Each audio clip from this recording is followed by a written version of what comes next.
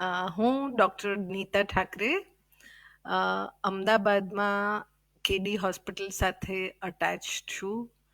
Consultant gynaecologist છું, પણ મારો સ્પેશિયલ ઇન્ટરેસ્ટ સ્ત્રીઓના યુરિનરી લીકેજના જે પ્રોબ્લેમ્સ છે અને કોઈ પણ યુરો ગાયનેકોલોજીકલ પ્રોબ્લેમ જે છે એમાં છે. એ ઉપરાંત લેપ્રોસ્કોપિક વર્ક અને હાઈ રિસ્ક પ્રેગ્નન્સીનું વર્ક પણ હું સંભાળું છું.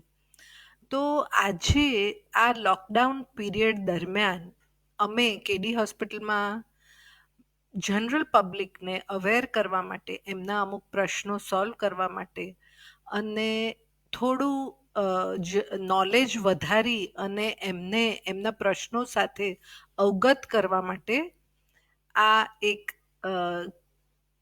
વેબિનારનું આયોજન કરવામાં આવ્યું છે.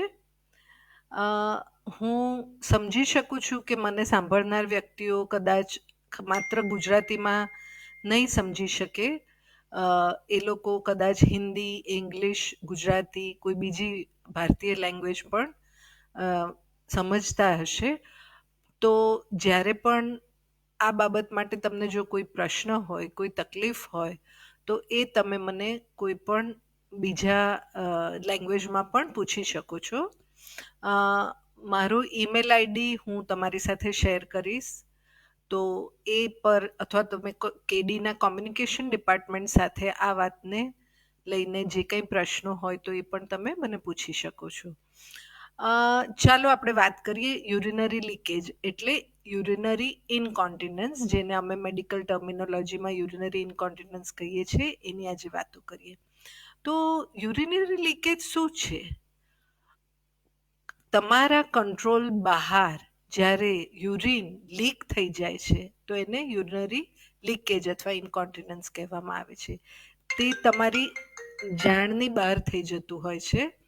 એટલે એ ઘણીવાર જે વ્યક્તિ આને ફેસ કરે છે એને શરમમાં મૂકે છે, એને સાયકોલોજીકલ ઇમ્પેક્ટ પડે છે, એની સોશિયલ લાઈફ અફેક્ટ થાય છે, એના કોન્ફિડન્સમાં પ્રોબ્લેમ આવે છે. તો આ યુરિનરી લીકેજ અત્યાર સુધી લોકો એમ જ સમજતા હતા કે આ જે તકલીફ છે એ જસ્ટ એજિંગની એક પ્રોસેસ છે. તો આ એજિંગની પ્રોસેસ છે અને દરેક સ્ત્રીને આ થાય છે અને એ આપણે સહન કરવાનું હોય છે, એવું દરેક સ્ત્રીનું માનવું હતું. પણ છેલ્લા લગભગ 3 દાયકાથી આ ડાયરેક્શન, આ પ્રોબ્લેમની ડાયરેક્શનમાં બહુ જ બધી સરળ અને સાદી અને સિમ્પલ અને બહુ જ ઇફેક્ટિવ એવી ટ્રીટમેન્ટ આવી છે, જે મેડિસિન અને સર્જરી બંનેના રૂપમાં હોય છે.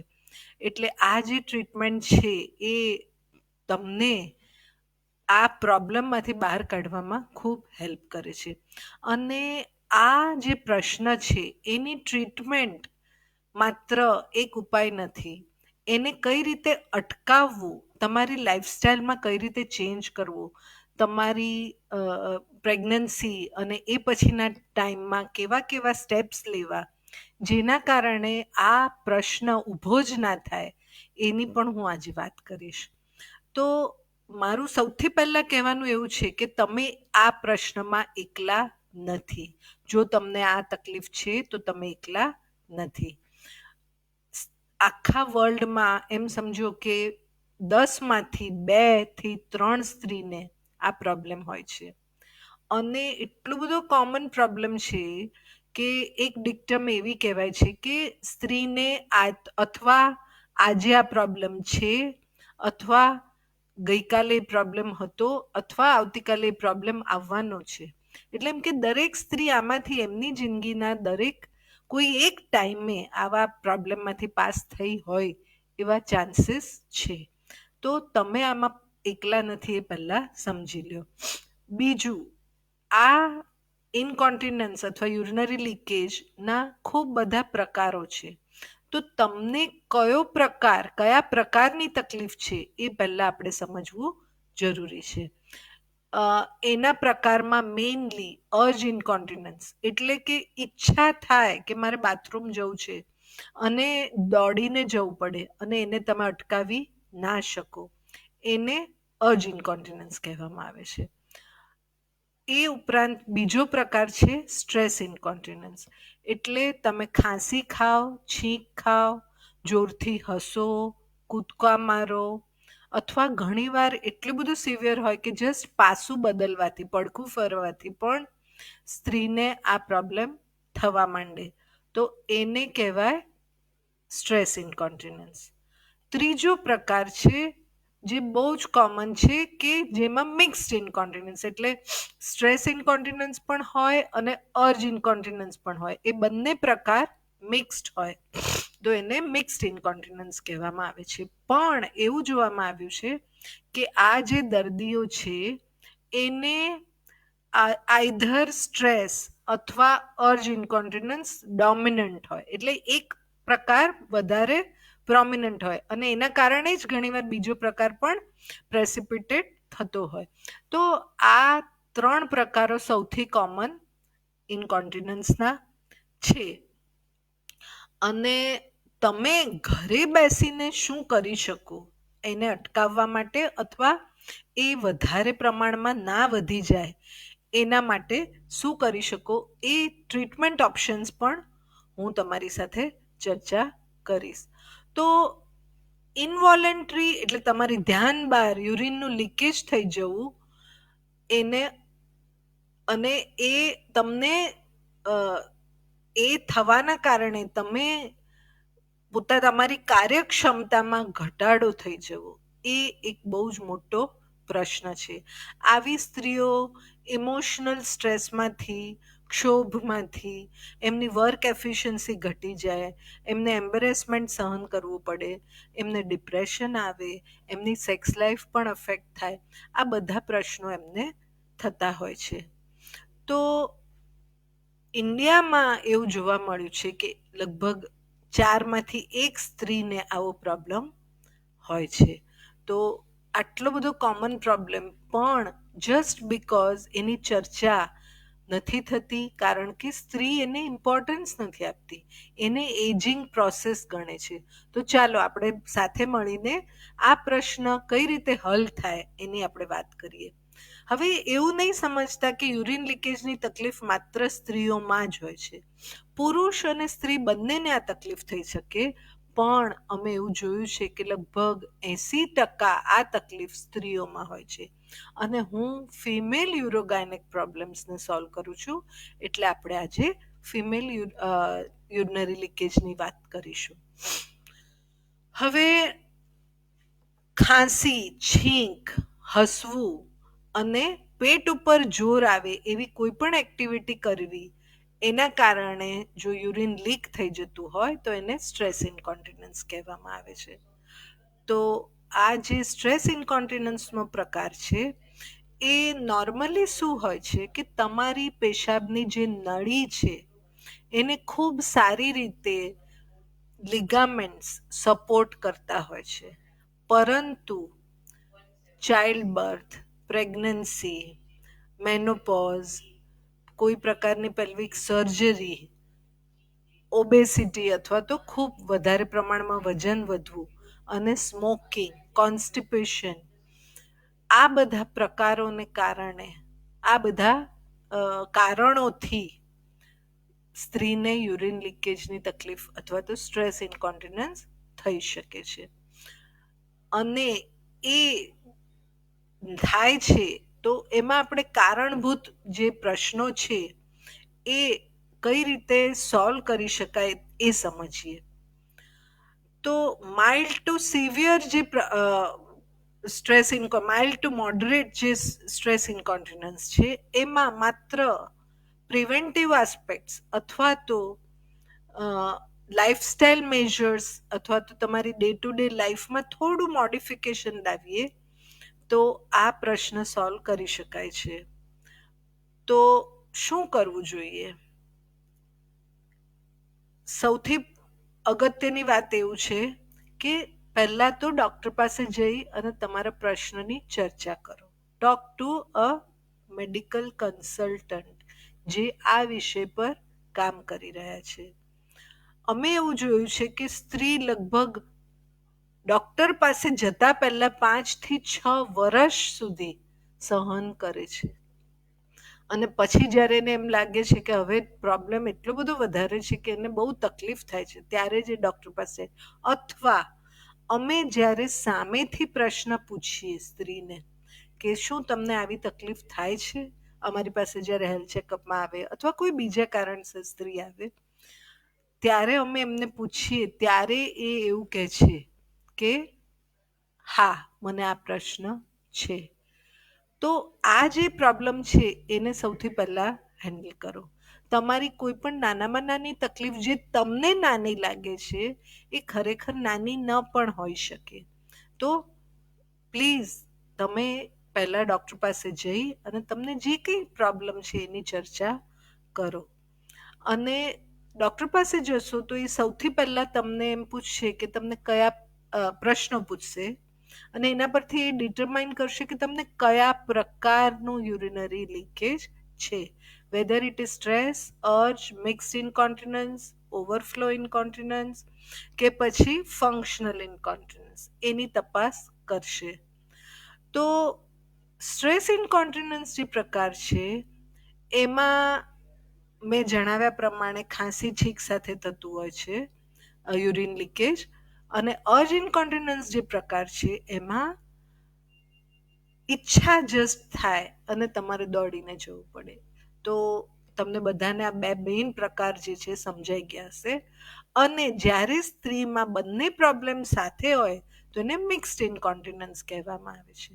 તો એ પણ તમે સમજી ગયા છો. તમે ડોક્ટર પાસે જશો તો તમને શું પહેલા ડોક્ટર તમને શું પૂછશે? તમારી હિસ્ટ્રી, એટલે તમને ક્યાં ક્યાં તકલીફ છે, ક્યારે થાય છે, શું, કેટલું ફ્રીક્વન્સી, રાત્રે ઉઠીને જવું પડે છે કે નહીં, પેશાબ પૂરેપૂરો નીકળી જાય છે કે નહીં, કે અંદર થોડું રહી ગયું એવી ફિલિંગ આવે છે, આ તકલીફ તમને ક્યારથી ચાલુ થઈ, તમને એ તકલીફ સાથે બીજી કોઈ ડાયાબિટીસ, બ્લડ પ્રેશર, હાઇપરટેન્શન, કઈ દવાઓ ચાલે છે, એ બધી પણ તપાસ કરવામાં આવે છે. તમારી મેડિકલ હિસ્ટ્રી લઈએ તો અમને એ પણ ખબર પડે છે કે આ વ્યક્તિને કોઈ ન્યુરોલોજીકલ પ્રોબ્લેમ સાથે છે કે નહીં. એટલે આ બધા જ પ્રશ્નો પહેલા તમને પૂછવામાં આવે છે. એ બાદ તમારું ફિઝિકલ એક્ઝામિનેશન, એટલે જનરલ બ્લડ પ્રેશર, વેટ, એ ઉપરાંત physical checkup in the form of abdominal examination અને વજાઇનલ એક્ઝામિનેશન પણ કરવામાં આવે છે. એ થયા પછી અમે પેશન્ટ્સને એક બ્લેડર ડાયરી મેન્ટેન કરવાનું કહેતા હોઈએ છીએ. તો બ્લેડર ડાયરીમાં શું લખવાનું હોય છે? તો તમે દિવસ દરમિયાન કેટલું પ્રવાહી પીઓ છો, એટલે ઇનટેક, એક મેજર કરવાનું કહીએ છીએ. અને at the same time output, એટલે કેટલા વાગે કેટલો યુરિન પાસ થયો, કેટલી વાર તમે ગયા, એવું આખા દિવસની એક ડાયરી નક્કી કરવામાં આવે છે. એને બ્લેડર ડાયરી કહેવામાં આવે છે. તો એ બ્લેડર ડાયરી અમે પેશન્ટ પાસે 1 થી 3 દિવસ સુધી મેન્ટેન કરવાનું કહીએ છીએ, જેથી જ્યારે પેશન્ટ નેક્સ્ટ ટાઈમ અમારી પાસે બ્લેડર ડાયરી લઈને આવે તો અમને પૂરો ખ્યાલ આવે છે કે આને આવું કેટલી વાર થાય છે દિવસમાં, અને એ થવાનું કારણ પણ અમને ઘણીવાર એ ડાયરી ઉપરથી જ ખબર પડી જાય છે. તો એટલે દરેક સ્ત્રીએ આ બ્લેડર ડાયરી મેન્ટેન કરવી ખૂબ જરૂરી હોય છે. પેશન્ટનું ફ્લુઇડ ઇન્ટેક, આઉટપુટ, એ સાથે શું કરવાથી એમને યુરિન લીકેજ થઈ ગયો, અને એ લીકેજ ધારો કે પણ થયો તો શું થયું, આખા કપડાં બગડી ગયા, થોડો લીકેજ થયો, એનું પ્રમાણ અમે પણ પેશન્ટ પાસે ડિસ્ક્રાઇબ કરીએ છીએ. દિવસમાં કેટલી વાર ફ્રિકવન્ટલી તમે બહાર ગયા, બાથરૂમમાં ગયા, અને રાત્રે કેટલી વાર ઉઠવું પડ્યું, એ પણ જાણવા મળે છે. પ્લસ દરેક વાર બાથરૂમ ગયા ત્યારે કેટલો પેશાબ થયો એ અમે દરેક દર્દીને માપીને લખવાનું પણ કહીએ છીએ. તો આટલી વસ્તુ તમે કરો જેથી અમને લગભગ એમ સમજી લો કે 80 થી 90% આ વિષયની, આ તમારા પ્રશ્નની માહિતી મળી જાય છે. આ સાથે હું તમને હવે એમ સમજાવીશ કે શું કરવાથી યુરિન લીકેજનો પ્રોબ્લેમ પાર્ટલી અથવા ઘણીવાર કમ્પ્લીટલી પણ સોલ્વ કરી શકાય. તો અવોઇડ આલ્કોહોલ, કોફી, ચા, કાર્બોનેટેડ ડ્રિંક્સ એટલે આ બધા ઠંડા પીણા આવે છે એ બધા અવોઇડ કરવા જોઈએ. આર્ટિફિશિયલ સ્વીટનર્સ જે વાપરે છે એ પણ ઘણીવાર બ્લેડરને ઇરિટેટ કરતા હોય છે. એ ઉપરાંત સ્પાઇસી ફૂડ, શુગરી ફૂડ, ખાટું ખાવાનું, વિનેગર વાળું ખાવાનું, heavy weight lifting, smoking, junk food eating, અને કોઈ ખૂબ હાઈ ઇમ્પેક્ટ વાળી એક્સરસાઇઝ, એ બધું તો આ લોકોએ અવોઇડ કરવું જોઈએ. બિકોઝ ઘણીવાર આ બધાના કારણે પણ આ પ્રશ્ન હોય એના કરતાં વધારે એક્ઝાગરેટ થઈ જતો હોય છે. ટોબેકો, સ્મોકિંગ એ પણ એક મોટું કારણ છે. એકવાર એક દર્દી અમારી પાસે આવ્યા અને એમને આ તકલીફ હતી. પછી એમને જ્યારે બધા પ્રશ્નો પૂછ્યા ત્યારે એવી ખબર પડી કે કારણ કે એમને કેચઅપ બહુ જ ભાવતો હતો, એટલે ખૂબ કેચઅપનું પ્રમાણ એમના ફૂડમાં વધારે રાખતા હતા. અને જ્યારે અમે એમને મોડિફિકેશન કરવાનું કહ્યું તો એમનો આ પ્રશ્ન લગભગ એમ સમજો કે 80% જેટલો સોલ્વ થઈ ગયો. તો કેચઅપ કઈ રીતે? બિકોઝ કેચઅપ ઇઝ સાઇટ્રસ એટલે પેલું ખાટું, પ્લસ એમાં અમુક પ્રેઝર્વેટિવ નાખેલા હોય જે પણ બ્લેડર ઇરિટેટ, એટલે આ જે ડાયટ છે, જે ફૂડ અવોઇડ કરે એને બ્લેડર ડાયટ એવું પણ કહેવામાં આવે છે. એ તમે અવોઇડ કરો તો તમને પ્રશ્ન ઓછો થઈ જાય. હવે સાથે આપણે હવે બીજી પ્રિવેન્ટિવ આસ્પેક્ટમાં વાત કરીએ તો આજકાલ એવું જાણવા મળ્યું છે કે એટલે એમ કે જનરલ અવેરનેસમાં લોકો એવું સમજે છે કે ખૂબ પાણી પીવું જોઈએ. જ્યારે તમે કોઈ પણ વસ્તુ જરૂરી હોય એના કરતાં વધારે પ્રમાણમાં કરો તો એનો ઘણીવાર આપણને ફાયદો થવાની જગ્યાએ નુકસાન પણ થઈ શકે. તો ખૂબ પાણી પીવાનું અવોઇડ કરવું જોઈએ. આપણને ગરમીમાં 8 glass, that includes all the fluids, એટલે ચા, દૂધ, કોફી, પાણી, જ્યુસ, શરબત, સૂપ બધું ગણીને 8 ગ્લાસ મેક્સિમમ પીવા જોઈએ. અને ઠંડીમાં એને 6 ગ્લાસ સુધી તમે રિડ્યુસ કરી નાખો તો પણ ચાલે. તો આવું કરવાથી શું થશે કે તમારું ઇન્ટેક જ ઓછું હોય તો તમારે એટલું યુરિન ફોર્મેશન ઓછું થશે, અને યુરિન ફોર્મેશન ઓછું થશે તો તમને યુરિન લીકેજની તકલીફ પણ ઓછી થશે. પેલ્વિક ફ્લોર એક્સરસાઇઝ, તો આ પેલ્વિક ફ્લોર એક્સરસાઇઝ શું છે? આપણે જ્યારે વર્ટિકલ ઇરેક્ટ ઊભા હોઈએ છીએ એટલે ઊભા રહીએ છીએ ત્યારે આપણા આખા શરીરમાં જે બી ઓર્ગન્સ છે એટલે લીવર, કિડની, આંતરડા, જઠર, હાર્ટ, લંગ, એ બધું આપણા પેલ્વિક ફ્લોર એટલે નીચેના ભાગમાં જે મસલ્સ છે એનાથી પ્રોપર પોઝિશનમાં રહે છે.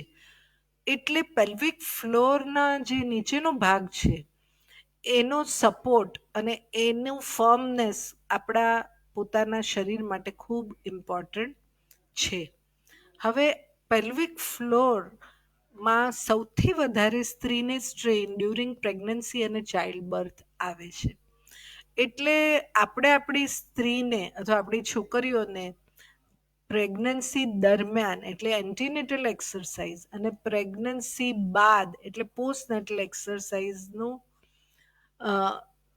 ખૂબ જ ઇમ્પોર્ટન્સ સમજાવવું જોઈએ.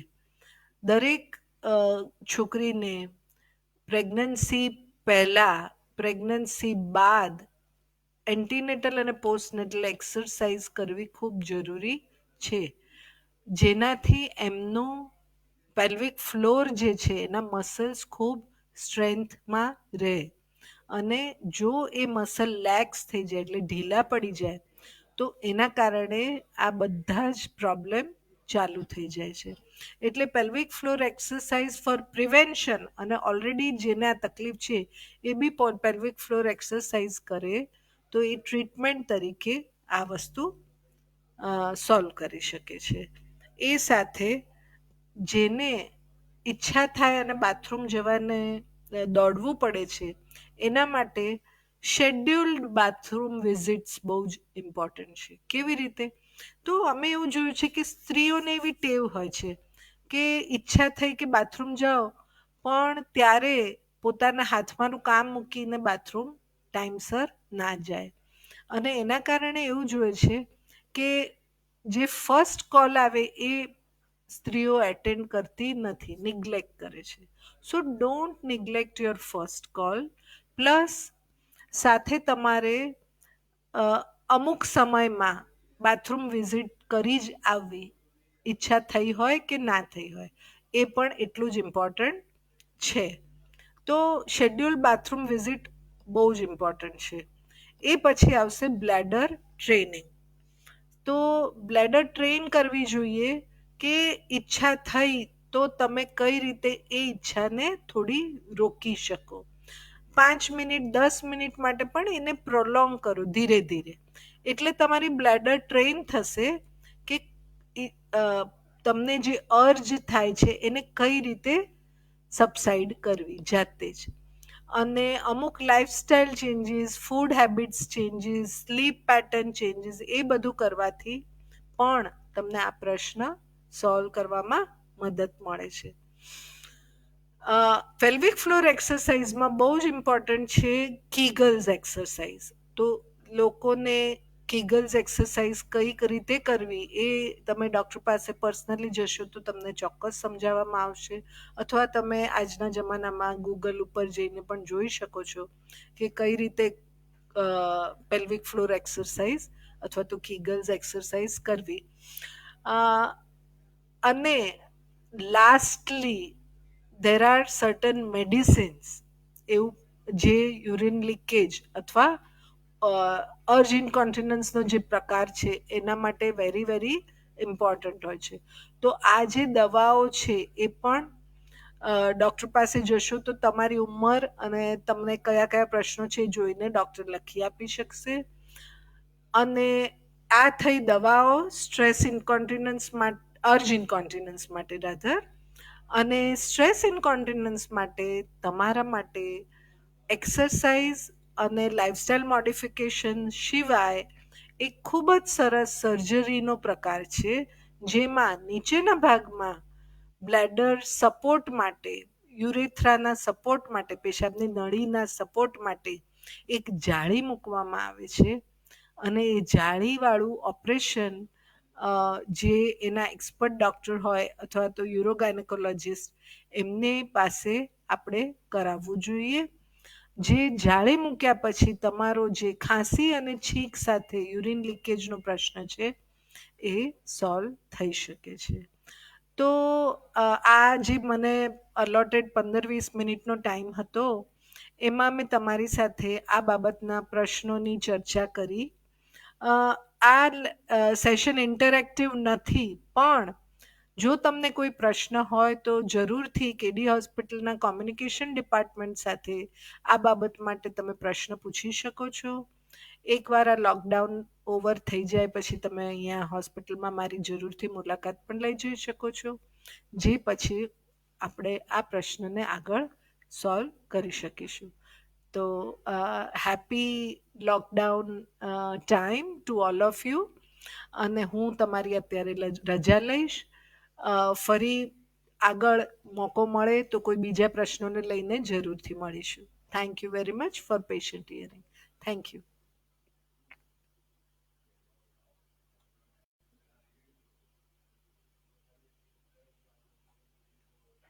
સેવ બરોબર રહ્યું? અચ્છા, કર્યું તું એન્ડ તમે?